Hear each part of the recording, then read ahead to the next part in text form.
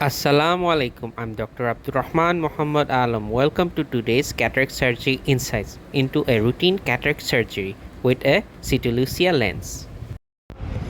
A main port incision is made with a 2.4 steel keraton, eye stabilized with cotton bud, followed by creation of the side port with a 1.1 mm NBR plate. Then I stain the anterior capsule with trypan blue. Then I commence with the construction of the cystosome. Now wash out the blue rags with BSS. Now for soft cell technique, first inject the intercameral dispersive OVD followed by cohesive OVD. The dispersive OVD will coat the endothelium while the cohesive OVD will maintain the anterior chamber and flatten the anterior capsule, which will help in creation of the continuous curvilinear capsular axis of 5 mm. Here the cystosome is used to create the capsular axis.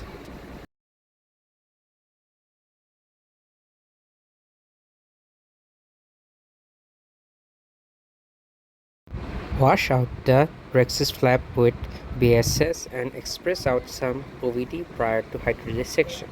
Now commence with the hydrodissection and see the fluid wave go and tap the center of the nucleus. Now perform hydrodelineation, which has created a beautiful golden ring. Now replenish the OVD that is used for soft cell technique and commence with nuclear rotation with the help of a Sinski. Following that, take the Phaco handpiece and perform Alum's mechanical chop with the help of a ball tip chopper. First do a little bit of pre-Phaco. Now mechanically chop the nucleus into heminucleus.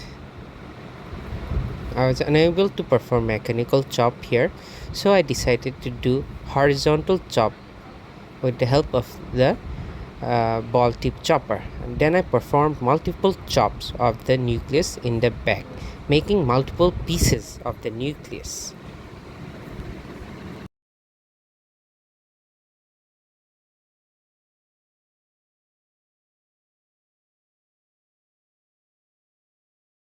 Now perform Phaco emulsification of the chopped pieces by single hand technique. I avoided using the second instrument because all the pieces are chopped and there was no further need of chopping. And also, when the second instrument is not used, the fallibility in the anterior chamber is also good and the fluid dynamics is also good. Now slowly remove the epinucleus in the epinucleus mode. The epinucleus is very difficult to remove, so with the help of a ball tip chopper, I slowly rotate the epinucleus shell and chip away at its margin. Thereby, I can fold the epinucleus shell on itself and remove it with only vacuum. Intermittent energy is given, but not much.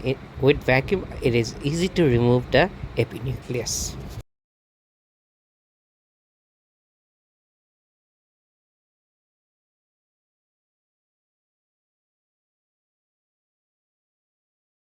Now remove the cortex with the help of a coaxial IA handpiece.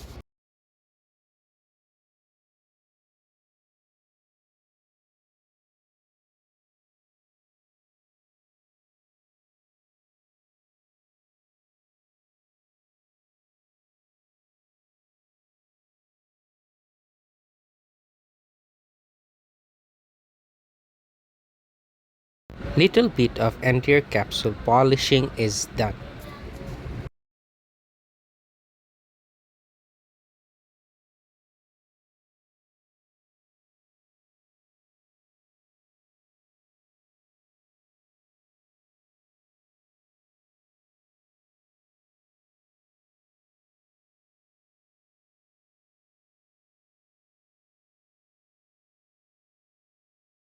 Slightly increase the wound size of the main port which will facilitate an easy placement of the IOL cartridge.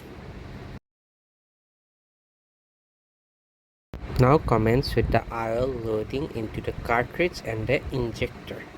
Care should be taken not to catch any of the part of the IOL in the cartridge while closing.